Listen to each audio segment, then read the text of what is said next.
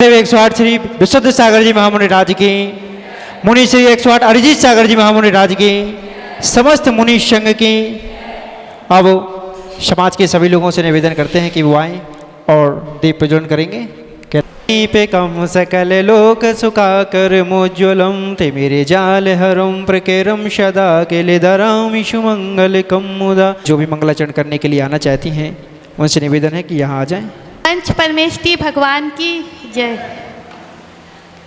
घट घट जीवन ज्योति जगा दो, मंगलमय भगवान करूँ मैं वंदना, करूँ मैं वंदना। मन वीणा के मधुर स्वरों में हर पल गाऊं गान, करूँ मैं वंदना, हो करूँ मैं वंदना। मंगलम भगवान वीरो, मंगलम गौतमो गणी, मंगलम कुंद कुंद्याद्यो जैन धर्मोस्तु मंगलम। सर्वमंगल मांगल्यम सर्व कल्याण कार्यकम, प्रधानम सर्वधर्माना जैनम जयतु सास, जैनम जयतु शासनम। नमोस्तु महाराज श्री। तो आचार्य गुरुदेव श्री विराग सागर जी महामुनि राज के जय। आचार्य गुरुदेव 108 श्री विशुद्ध सागर जी महामुनि राज के जय। मुनि श्री 108 अरिजीत सागर जी महामुनि राज के जय। चलिए महाराज श्री से निवेदन कर रहे हैं, महाराज श्री आप अपने मुखारबिंद से अमृतमयी वाणी का रसपान कर हम सभी लोगों के लिए कृतार्थ करें। नमोस्तु महाराज श्री, नमोस्तु महाराज श्री, नमोस्तु महाराज श्री। ओम नमः सिद्धेभ्यः।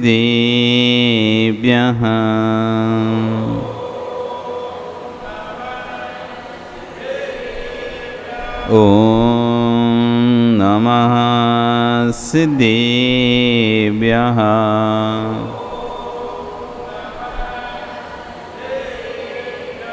ओम नमः सिद्धेभ्यः।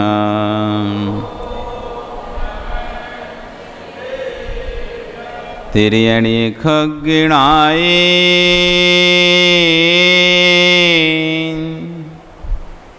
रुतारी मोहि सिर सिरणिव्यो।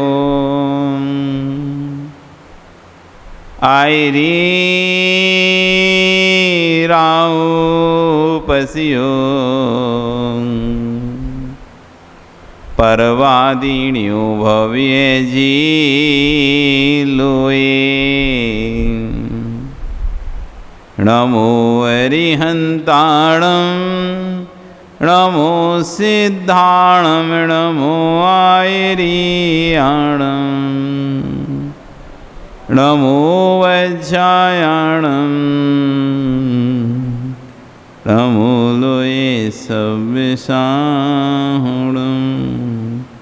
बोले अनंत अनंत से परमेष्ठी भगवान की, आदिरोम आदिनाथ भगवान की, वर्तमान शासन महावीर भगवान की, आचार्य श्री कुलभद्र स्वामी महाराज की, गणाचार्य आचार्य विराग सागर जी महाराज की, आचार्य गुवर श्री विश्व सागर जी महाराज की, अहिंसा में विश्व धर्म की। चबले मुनि श्री 108 अरिजीत सागर जी महामुनि राज की, समस्त मुनि संघ की।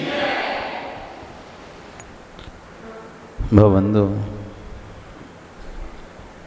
वर्तमान शासन न्यायिक वर्धमान स्वामी के शासन में तीर्थंकर अपूर्व की चरण विश्राम में बैठकर हम सभी जिन देशना का श्रवण कर रहे हैं। कल आचार्य भगवान यहाँ पर कह रहे थे संयोग के साथ वियोग है। जीव बिलख रहा है, जीव रो रहा है, उसने संयोग को शाश्वत स्वीकार कर लिया है। जो जो संयोग को शाश्वत मान लेते हैं कि अब इसका तो वियोग नहीं होगा, वही जीव लगते हैं। संपत जी, कोई आपके पास पैसे उधार रख के गया क्या? कभी किसी जीव ने अपने अमानत के रूप में पैसे रखे कि नहीं आपके पास कि 5 लाख रुपए रख लो, मैं 2 दिन बाद या महीने भर बाद ले लूँगा? रखे कैसे कभी? अशोक जी, 5 लाख रुपए कोई आपको दे गया, मैं 10 दिन बाद बाहर से आऊँगा, अभी घर में कोई नहीं है, ये ज्वेलरी मेरी आप रख लो, ये संपत्ति मेरी आप रख लो, मैं 5 दिन बाद जब लौटूंगा तो आपसे ले लूँगा। 5 दिन बाद व्यक्ति आता है और आपसे वो संपत्ति वापस मांगता है। आपको संपत्ति को देने में कितना दुख होगा? क्यों? कोई वैसे 5 लाख मांगता तो आप दे देते क्या? कोई 5 लाख मांगता, गहने मांगता तो वैसे दे देते आप? और अभी मांग रहा है व्यक्ति और आपने फटाक से कुछ नहीं है, अच्छा वो जल्दी से इनको निकाल के बैग दे दो। एक समय नहीं लगा आपको, एक क्षण नहीं लगा, फटाक से आपने बैग निकाल कर दे दिया। इतना सा भी राग क्यों नहीं आया आपको उसके ऊपर? इतना सा भी राग क्यों नहीं आया? क्योंकि जिस समय उसका संयोग हो रहा था उसी समय आपने जान लिया था ये वस्तु मेरी नहीं है और 5 दिन बाद इसको जाना है। मैं तो सिर्फ इसका रखवाला हूं, मैं तो सिर्फ इसकी रक्षा कर रहा हूं। जब तक सामने वाला व्यक्ति नहीं आ रहा तब तक मैं इसकी रक्षा कर रहा हूं। वस्तु मेरी नहीं है, ये संयोग हुआ है, कुछ दिनों बाद ये चली जाएगी, वियोग भी है।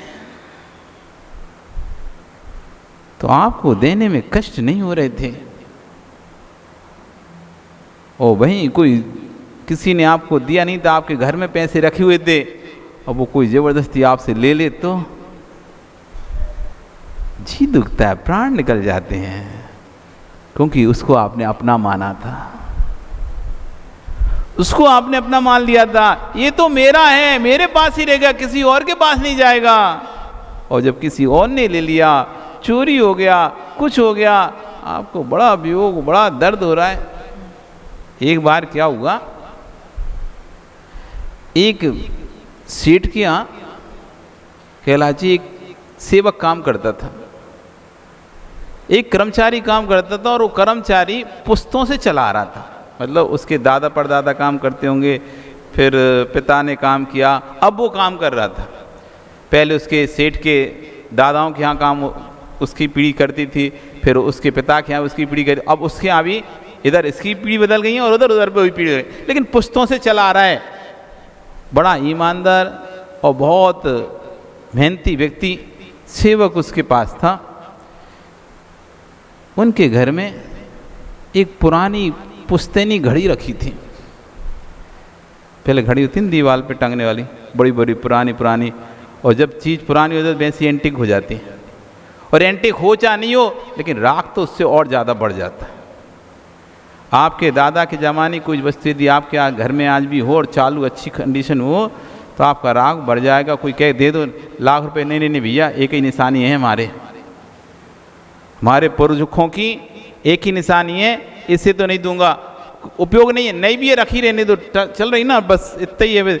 इसे देखकर याद आती है, हमारे पूर्वजों की मुझे याद आती है। आप किसी भी कीमत में वस्तु नहीं दोगे। उस घर में एक ऐसी पुरानी घड़ी टंगी हुई थी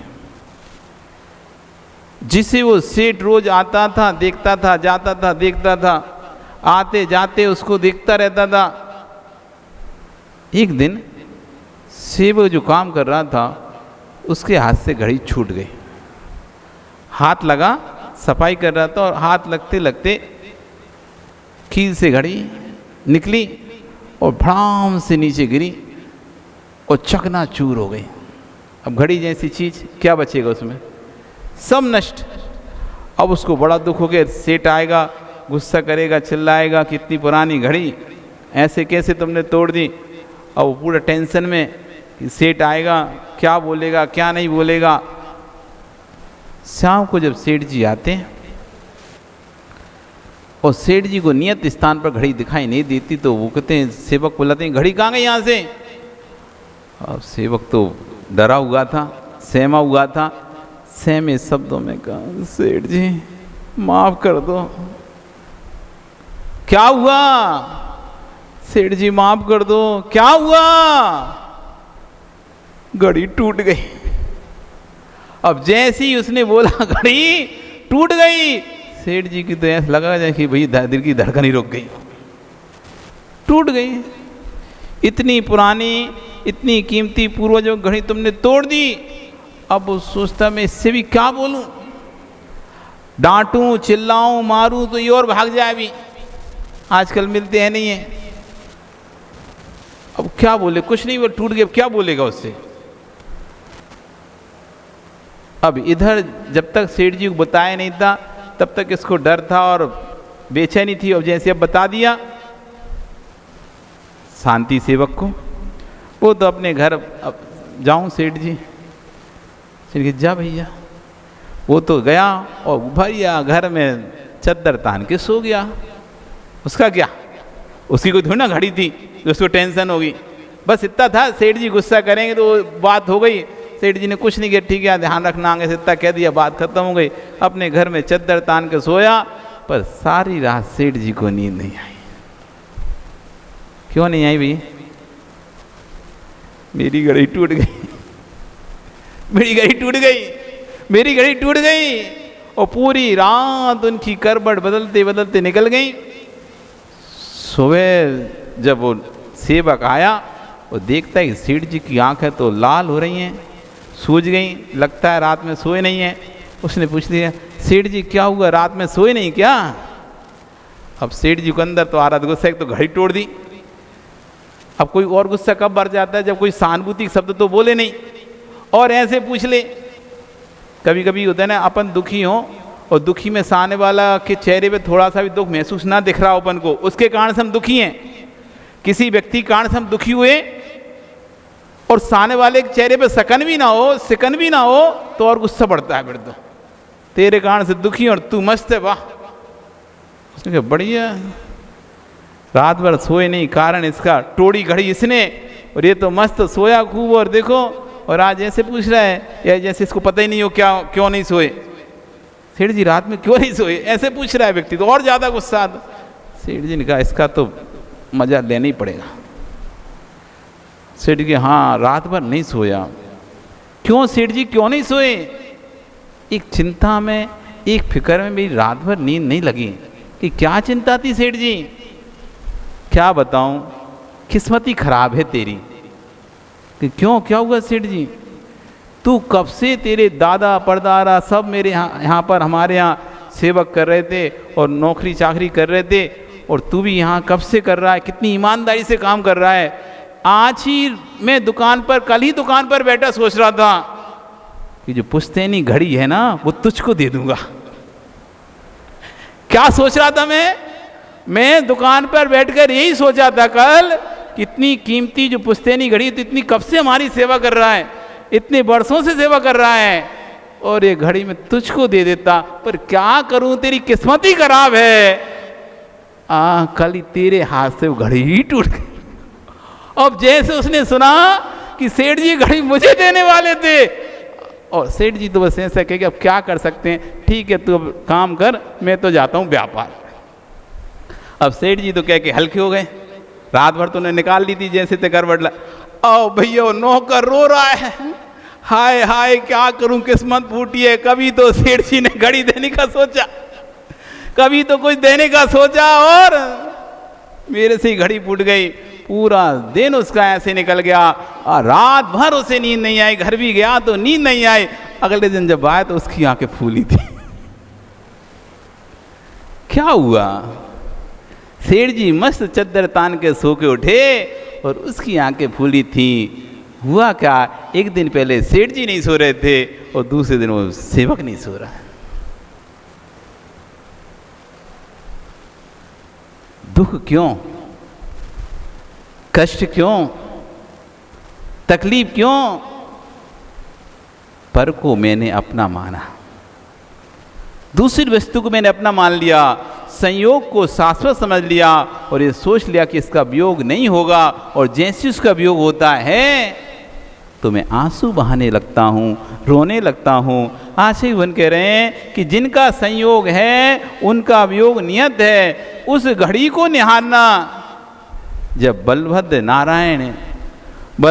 नारायण तीर्थंकर कामदेव एक घर में, एक कुल में, एक साथ सब एक कुल में उत्पन्न हुए।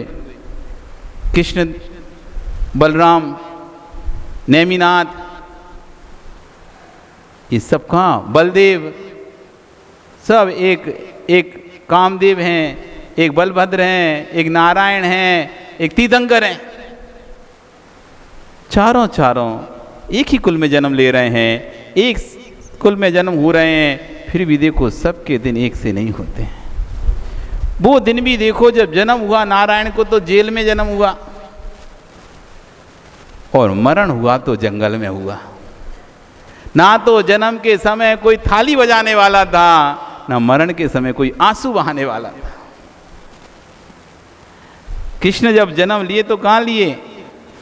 जेल में लिए, और जब कृष्ण का मरण हुआ तो जंगल में हो गया। तो ना तो वहां कोई थाली बजाने वाला था, ना यहां कोई रोने वाला था। परिवार, कुल, सब कोई था ही नहीं। बस नारायण और बलभद्र दो ही लोग तो थे जंगल में, दो ही बच्चे थे। तो आचार्य कह रहे हैं कि सबके दिन एक से नहीं होते हैं। एक नारायण महापुरुष कर्म कहता है मैं किसी को नहीं छोड़ता हूँ। चाहे तीर्थंकर ऋषभ देव से पूछ लो, जिनके कल्याण मनाली देवता आकर खड़े होते थे, 100 इंद्र जिनके सिर टेकते हैं, कोटि देव जिनको नमस्कार करते हैं, ऐसे तीर्थंकर ऋषभ देव चर्या को घूम रहे थे। तब सौधर्मिंद कहाँ चला गया था, कहाँ उसका बदी ज्ञान चला गया था, कहाँ चक्रवर्ती भरत चला गया था? कोई तो नहीं दिखाई दे रहा था। कर्म कहता है लोक के सारे संबंध, लोक की सारी विभूतियाँ, परिणामों की निर्मलता तभी तक तुम्हारे साथ है जब तक तुम्हारा भाग्य तुम्हारे साथ है। आज आप यहाँ बैठे हो ना शांति से, ये शांति से तभी बैठ पा रहे हो जब घर में शांति है। यहाँ शांति से बैठे हो संजय जी, जब शांति से यहाँ बैठे हो इसलिए बैठ पा रहे हो। पंडित जी, महेश जी, घर में शांति है इसलिए यहाँ जीव शांति से बैठ पा रहा है। घर में अशांति हो फिर यहाँ शांति से बैठ के दिखा दो। घर में अशांति हो, लड़ाई झगड़ा हो रहे हों, अस्पताल में लोग पड़े हों, बीमारियां लगी हों, आप यहाँ शांति से बैठ के दिखा देना। सुबह शाम की कमाने की चिंता जिसको लगी है, सुबह शाम की चिंता जिसको लगी कमाने की, सुबह कमा लेता है, शाम को जिसकी चिंता है शाम को करता है, तो सुबह की चिंता है। उस व्यक्ति से पूछना शांति से कैसे बैठा जाता है। यहाँ तो मीलें चल रही हैं, काम लगे हुए हैं, नौकर लगे हैं, काम कर रहे हैं, सब कुछ हो रहा है, तो हम शांति से बैठे हैं। आश्चर्य कर रहे हैं, लोक के सारे संबंध, लोक की सारी व्यवस्थाएं, लोक की परिणामों की निर्मलता, ये शांति तभी तक तुम्हारे साथ है जब तक तुम्हारा भाग्य तुम्हारे साथ है। भाग्य भगन हो गया फिर भगवान भी दिखाई नहीं देते। भाग्य भग्न मतलब दुर्भाग्य प्रारंभ हो गया फिर भगवान भी व्यक्ति को नहीं दिखाई देते। किसी को संभालने की आवश्यकता नहीं है, किसी को सुरक्षित करने की आवश्यकता नहीं है, किसी को मित्र बनाने की आवश्यकता नहीं है। यदि आवश्यकता है तो अपने पुण्य को मित्र बना लो, अपने भाग को अपना मित्र बना लो। सब चला जाए लेकिन मेरा पुण्य मुझसे दूर ना जाए। सब चला जाए मेरा पुण्य मुझसे दूर ना जाए। यदि ये चला गया तो सबके साथ रहकर भी मैं अकेला ही हूं, और ये साथ में है तो अकेला रहकर भी सबके साथ। राम वन में थे, राम बन गए, राम बन गए, लोग कह रहे हैं राम बन गए, पर राम वन में जाकर ही बन गए। राम राम तब बने ये राम जब वन में गए। लोगों को लगता राम अब वन में चले गए, अब ये दुखी होंगे, कष्ट में होंगे, पीड़ा में होंगे, संकट में रहेंगे, लेकिन राम ने एक दिन भी कष्ट का अनुभव नहीं किया, एक दिन भी पीड़ा का अनुभव नहीं किया।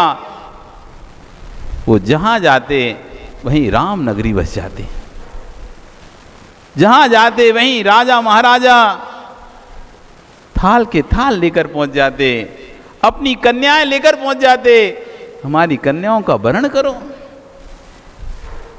हाँ, यहां तो ढूंढते हो तुम हमारे बेटे के लिए लड़की मिल जाए, लड़की मिल जाए, तो भी लड़की नहीं मिलती। और वहां तो वे जंगल में ना कोई धन है, ना कोई संपत्ति है, कुछ भी नहीं है, तब भी जंगल में भी वहां पर कन्याओं का प्राप्ति हो रही, उनकी शादियां हो रही हैं। पुण्य साथ में है तो सब साथ है। और पुण्य साथ कब रहेगा? पुण्य साथ कब रहेगा? जब हम देव साथ गुरु की अकाट भक्ति करेंगे, हृदय से भक्ति करेंगे, दिल से उनकी भक्ति करेंगे, उनके प्रति आस्था श्रद्धा रखेंगे, तो पुण्य आपके साथ रहेगा। और यदि तुम्हारे अंदर देव सास गुरु के प्रति आस्था श्रद्धा नहीं है, उनकी कमियां ढूंढते हो, उनकी कमियां निकालते हो, उनकी बुराइयां देखते हो, उनकी बुराइयां करते हो, तो पुण्य जितने दिन है रहकर साथ छोड़ देगा। अच्छा व्यक्ति कुछ दिन तक रहता बुरे लोगों के साथ, लेकिन जब देख लेता है यार ये तो बहुत बुरे लोग हैं, धीरे धीरे वो भी अपनी कन्नी काट लेता है।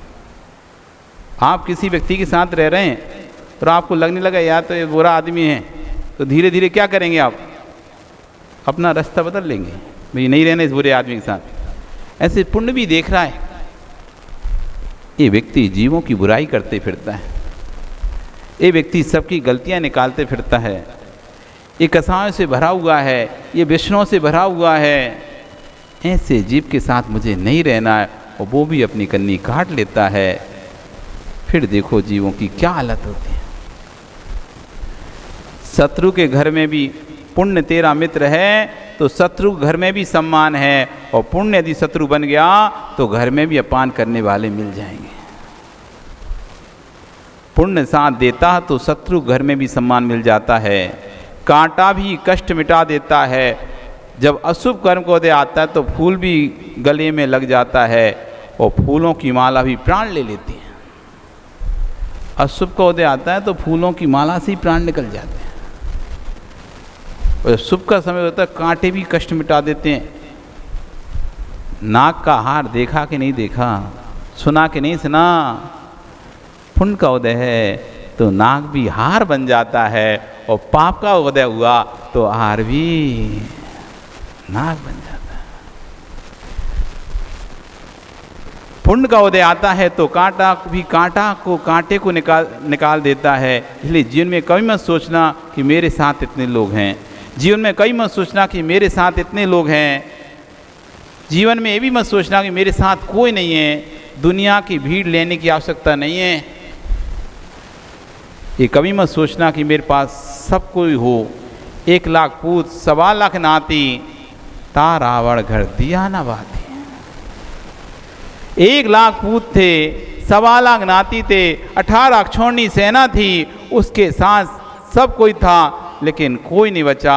राम के साथ कौन थे? 3 ही तो थे, ये राम लक्ष्मण सीता, 3 ही तो मात्र जंगल में गए थे। लेकिन सारा वैभव जो रावण का 18 अक्षौणी सेना सब राम की, सब लक्ष्मण के साथ। कहाँ विभीषण, कहाँ हनुमान, कहाँ सुग्रीव, कहाँ भामंडल, सब अपनी सेना लेकर राम के साथ हो गए। कोई नहीं बचा पाया। राम के साथ 3 माह जंगल गए थे, लेकिन लाखों के साथ अयोध्या में लौट कर आए। दृश्यमान को देखने वाली आंखें कोटि कोटि हैं, सारा संसार दृश्यमान में दिखने वाली वस्तु को देखता है, लेकिन अदृश्यमान को देखने वाले जगत में जीव कम हैं। यशपाल जी पीछे मुड़ के देखो, घड़ी चल रही है क्या? देखो तो घड़ी चल रही है क्या? नहीं चल रही है? जोर से तो बोलो, चल रही है ना? घड़ी चल रही है। सुरेंद्र जी संगपति, घड़ी चल रही है क्या? चल रही है ना घड़ी? दुनिया घड़ी को चलते देख रही है, लेकिन घड़ी नहीं चल रही। सेल चल रहा है सो घड़ी चल रही है। कौन चल? सेल चल रहा है, उसका सेल भरा है उसके अंदर, उसमें पावर भरी हुई है, तो तुम्हें घड़ी चलते दिखाई दे रही है। तुम घड़ी के सिर्फ कांटों को देख रहे हो, लेकिन अंदर के सेल को कोई देख ही नहीं रहा है। जिस दिन ये सेल खत्म हो जाएगा, ओ पंडित जी, अंकित ही नाम है तुम्हारा, जिस दिन सेल खत्म हो जाएगा, एक घड़ी के कांटे ऐसे के ऐसे रह जाएंगे। तुम्हारी हिम्मत नहीं है फिर इनको चला दो। जब तक सेल है तब तक कांटे चल रहे हैं, और जिन सेल खत्म हो जाएंगे तुम बैठे बैठे कितना भी देखते रहने ने, और हिम्मत नहीं तुम चला सको। दुनिया दृश्यमान को देख रही है, जो अदृश्यमान है, जो पीछे लगा हुआ है, उसे कोई नहीं देख रहा है। ओ बागचंद जी, ओ पाटनी जी, क्या सुन रहे हो? क्या सोच रहे हो? सोच रहे हो कुछ सुन रहे हो? मन बन रहा है क्या कुछ? आपने तो वैसे भी सब छोड़ दिया है, बस ये कपड़े अकेले शरीर पर हैं, बाकी तो सब छोड़ ही दिया आपने। अब इन्हें और छोड़ दो, ये और छूट जाए, बस सारा लफड़ा इन्हीं में ही है। ये वस्त्रों में ही लफड़ा है, ये और छूट जाए तो पूरी लफड़ा खत्म। सारा लोक अहंकार में डूबा है, वह दृश्यमान के राग में डूबा है, अदृश्यमान पर दृष्टि ही नहीं है। दृश्यमान को देखकर आप हर्षित हो गए, दृश्यमान को देखकर आप दुखी हो गए। जितनी तुम्हारे पास शक्ति है उतना दिख रहा है, और भी कुछ और वस्तु है जिससे दिख रहा है वह कोई और वस्तु है, जो देख रहा है वह कोई और वस्तु है। आँख से देख रहे हो? किससे देख रहे हो? आँख से? आँख से नहीं देख रहे तुम लोग, कान से देख रहे हो क्या? किससे देख रहे हो? जोर से बोलो, किससे देख रहे हो? आँख से। आँख से दिखता है? आँख से दिखता है क्या? नहीं दिखता? बोलो तो मुर्दे को क्यों नहीं दिखता आँख से? आँख से दिखता है? नहीं दिखता? सोच लो, सोच लो, सोच के बता। दिखता है कि आँख से?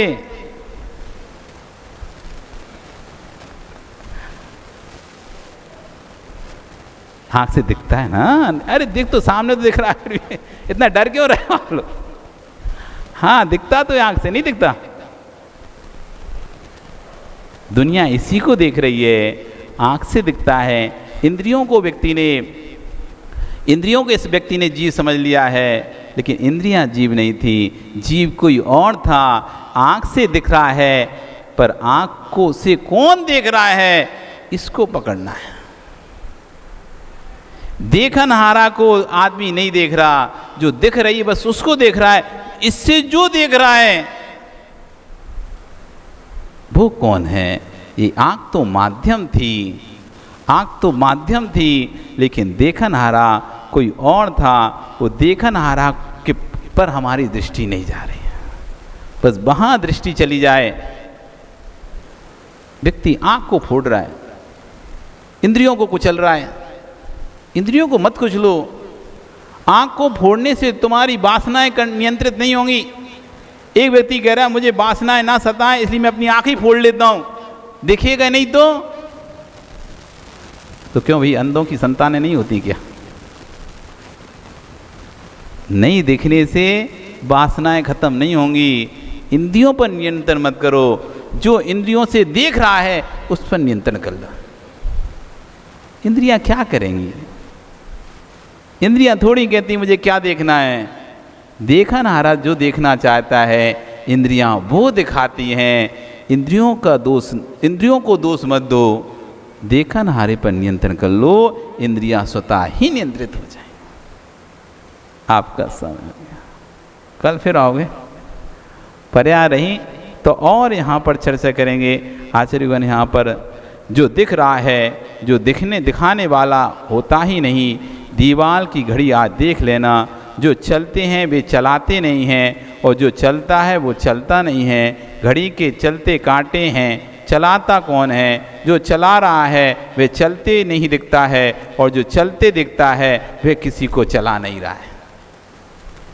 जो चला रहा है वो चलते नहीं दिखाई दे रहा, और जो चलते दिख रहा है वो चला नहीं रहा है। चलने वाला भिन्न है, चलाने वाला भिन्न है। चलने वाला भिन्न है और चलाने वाला भिन्न है, वह किसी को नहीं दिखता है। सैल तो पीछे छुपी हुई ऐसी दुनिया का तुम्हें वैभव दिख रहा है, जो दिखाने वाला है वह दिखाई नहीं दे रहा है। तेरा पुण्य है सैल की भांति तेरे पीछे छिपा हुआ है। ये पुण्य का सैल जब तक तेरे साथ है तब तक तेरे पास सारी संपत्ति है। जिस दिन पुण्य का सैल खत्म हो जाएगा सारी संपत्ति विलीन हो जाएगी। कैसे विलीन पता? जैसे रोटी तो बनाती हो ना आप, कभी गरम तवे पानी का छुन्न किया क्या? तवा गरम है, उस पर कभी पानी के छींटे डाले कि नहीं डाले? हाँ, डोसा बनाते हो तब डालते हो नहीं डालते? डालते हो ना। तो जैसे ही पानी का छींटा डालते हो तो क्या कहाँ जाता हो? पानी भरा रहता है कि उस पर छुन, पता नहीं चलता कहाँ गया। जैसे ही तवा गर्म होता है और जैसे ही आपने पानी की छींट डाले, ठंडे तवा पे डालोगे तो छींटे दिखाई देंगे आपको, लेकिन जैसे ही गर्म तवा पर आपने छींटे डाले और पानी खत्म, ऐसी कहने की जैसे ही पुण्य का जब खत्म होता है तो सारी संपत्ति ऐसी विलीन हो जाती है जैसे गर्म तवे पे पानी, पता ही नहीं चलता कहाँ गई। ये फैक्ट्री में आग लग गई, वो फैक्ट्री में आग लगी, यहाँ रेट पड़ गई, वहाँ रेट पड़ गई, वो गाड़ी ठुक गई, वहाँ एक्सीडेंट हो गया, वो घर में बीमार पड़ गया, आग लग गई। एक साथ चारों तरफ से समस्याएं घिरती हैं और करोड़पति 1 घंटे में रोड़पति हो जाता है। करोड़पति 1 घंटे में देखते देखते देखते देखते शेयर गिर गए, ये गिर गया, वो गिर गया, और लेनदार आ गए।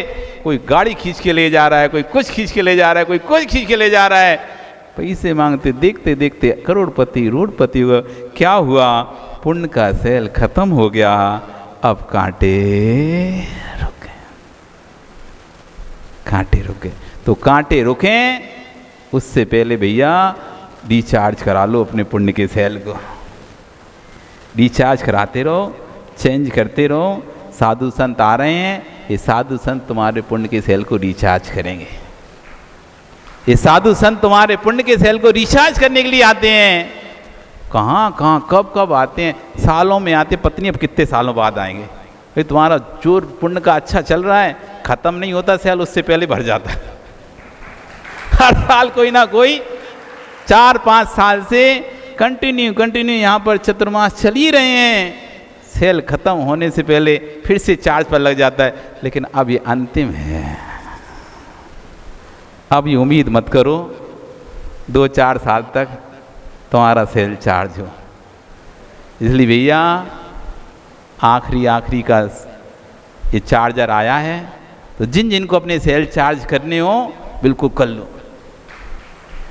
खूब प्रवचन सुन लो, खूब भक्ति कर लो, खूब आहार दान दे लो। ये मत सोचो बहुत भीड़ है मैं क्या करूँगा। अरे भीड़ है तो उनका पुण्य है, मेरा पुण्य मेरे साथ है, मैं दूंगा तो मेरा पुण्य होगा। मैं दूसरे की भीड़ देखकर अपने पुण्य को क्यों खत्म करूं? मैं तो शुरू से लेके आखिरी तक ये भावना भाके एक गिलास भी देकर भागूंगा नहीं। नहीं तो बहुत से लोगों को एक गिलास दिया, भाग लो भैया, हो गया अपना काम। नहीं, मैं शुरू से लेके अंतिम तक खड़ा होकर भावना बहाता रहूंगा, निर्गंत गुरु के हार अच्छे से हो जाएं, निर्गंत मुनि के हार अच्छे से हो जाएं, मेरे गुरु के हार अच्छे से हो जाएं। मेरे के गुरु के हार यदि अच्छे से हो गए, मैं खुशी खुशी अपने हार करूंगा। ऐसी भावना खड़े रहो, ऐसा मत सोचो भाग जाऊं मैं तो जल्दी जल्दी दे। अभी कुछ समय ऐसा होता है, लोग बेइज्जती करने आते हैं, 10 मिनट किए, 5 मिनट किए, अपने गए। वो आया, 2 मिनट किया, अपना गया। पता चलता आखिरी में आए तो 25 लोग थे, 30 लोग, और आखिरी में बचे 2 लोग। नहीं, जितनी देर गुरु बैठे हैं, गुरु जब तक नहीं उठे हैं, मैं उनको अकेला छोड़ के नहीं जाऊंगा। आधा घंटा वो बैठे हैं, भले भीड़ हो, मैं शांति से एक साइड बैठ जाऊंगा। लेकिन गुरु ने जब बेइज्जती के लिए बैठ चुके हैं, अब वे जब तक नहीं उठेंगे तब तक मैं भी यहाँ से नहीं जाऊंगा। ऐसा संकल्प करके वृत्ति में आना चाहिए। ऐसा नहीं कि अपना काम हुआ, 2 मिनट दबाए, ऐसे ऐसे करिए, ऐसे ऐसे किए, नमोस्तु महाराज जी हम जा रहे। नहीं भाई, आपका काम हो गया, अब आप बैठिए, आप शांति से बैठिए, फिर से दोबारा से मौका आएगा, फिर से करिए। ऐसी हार में अपने दे लिया, पुनः पीछे लाइन में लग जाओ, फिर से हम आएगा नंबर, फिर से देंगे। ऐसे नहीं कि देखिए भगे, चलो भगो भगो भगो। नहीं, मेरे गुरु हैं, उनको जितना ज़्यादा हार दे सकूं उतना अच्छा है। जितनी बार नंबर आए, वो कम से कम अंत में उनको जल तो दे पाऊं। पूरा भोजन करा दिया लेकिन जल नहीं दे पाए तो तुमने क्या ही दिया। तो भैया भागना नहीं, अभी पुण्य का सेल को रिचार्ज कराना ना, इसलिए जहाँ जहाँ से रिचार्ज हो रहा है, वहाँ जहाँ जहाँ बोर्ड है लगा लो। आहार के माध्यम से रिचार्ज करो, प्रवचन के माध्यम से रिचार्ज करो, भैया वृत्ति के माध्यम से रिचार्ज करो, क्लास पढ़ के, स्वाध्याय करके अपने ज्ञान के सेल को रिचार्ज करो। जितना लाभ ले सकते हो उतना लाभ लेकर अपने सेल को, पुण्य के सेल को आपको रिचार्ज करना है। अब लगातार 4-5 दिन कार्यक्रम आएंगे, 9, 10, 11, 12, 13, ये आपके पुण्य के सेल का रिचार्ज विशेष स्पेशल ऑफर आएगा, जिसमें ज़्यादा रिचार्ज होगा। कितनी भक्ति हम कर सकते हैं, कितनी भक्ति हम दिखा सकते हैं, गुरु के प्रति श्रद्धा दिखा सकते हैं, आस्था दिखा सकते हैं, जिससे कि गुरु का मनोबल बढ़े। और गुरु का जब मनोबल बढ़ेगा तो विश्वास रखना, जो गुरु तुम्हें देगा वो तुम्हें जीवन में कभी किसी से नहीं मिल पाएगा। गुरु का घनिष्ठ बनना, पंडित जी को हम कब से देख रहे हैं, हम संघ में आए हैं तब से तो देख रहे हैं, उसके पहले से ही हम देख रहे हैं पंडित जी को। सब साधुओं के पीछे जाकर उनकी विनय करना, उनके पास जाना, बैठना। कोई छोटा पंडित नहीं है ये, आपकी आंखें हैं इसलिए आपको लगता होगा। नाम चलता है, नाम इनका महेश कुमार शास्त्री। जब मध्य प्रदेश में जाते हैं तो अपनी धाक जमाते हैं, अलग ही इनकी शान है। छोटे से हम देख रहे हैं, ये जीव सब साधु के पास जाकर आशीर्वाद लेता रहता है, आशीर्वाद प्राप्त करता रहता है। क्यों? अपने सेल को रिचार्ज करता रहता है। नहीं तो विद्वान बनने के बाद घमंड आ जाता है लोगों के अंदर, हैं मैं विद्वान, मैं थोड़ा ना किसी के पास जाऊंगा। लेकिन नहीं, छोटे से छोटा साधु भी देखकर पूरा उनकी आव भगत करते हैं, उनकी सेवा करते हैं, उनकी विनय करते हैं, उनके कार्यक्रम में पूरे समय। जबकि चाहें तो विद्वानों को तो ऐसा अपना काम निपटा और चले जाओ, तब भी अंतिम तक कार्यक्रम में बैठे रहते हैं। यही विनय है, यही अपने पुण्य का रिचार्ज है। इसलिए भैया अब 5 दिन अपने अच्छे से रिचार्ज करो, गुरु का उत्साह बढ़ाओ। जितना आप लोग उत्साह बढ़ाओगे गुरु का आशीर्वाद बहुत फलित होता है। इतना फलित आप मांगते हो महाराज जी आशीर्वाद दो, ऐसे फलित नहीं होता आशीर्वाद देने से। ऐसे हाँ, आशीर्वाद जब हृदय से गुरु के किसी के प्रति आशीर्वाद निकलता है, जब किसी के लिए बद्दुआ निकलती है हृदय से तो वो भी फलित होती है, और किसी के लिए हृदय से आशीर्वाद नहीं निकलता है तो वो भी फलित होता है। इसलिए गुरु को कभी नाराज मत करना, गुरु को कभी उदास मत करना। यदि गुरु नाराज हो जाता है, उदास हो जाता है आपके कारण से, तो आचार्य ने कहा यति हत्या का पाप लगता है आपको, यति हत्या का, यति हत्या का पाप लगता है। जिस जीव के कारण गुरु नाराज हो, उदास हो, दुखी हो, उस जीव को गुरु के यति हत्या का दोष बताया आगम में। इसलिए कुछ भी हो जाए अपने जीवन में गुरु को कभी नाराज मत करना। कष्ट सहन करना पड़े, कष्ट सहन कर लेना, दुख पीड़ा सहन करना पड़े, लेकिन गुरु को अपने कारणों से, अपने व्यवहार से, अपने वचनों से कभी भी उदास या नाराज मत करना। गुरु प्रसन्ना किम मन खिन्ना, जिसका गुरु प्रसन्न होता है, चाहे ज्योतिष देख लो, चाहे एस्ट्रोलॉजी कुछ भी देख लो, जिसकी कुंडली में गुरु भारी है, लाख दोष हो, हजार दोष हो, करोड़ दोष हो, वे सारे दोषी उस गुरु के सामने नग्न हो जाते हैं।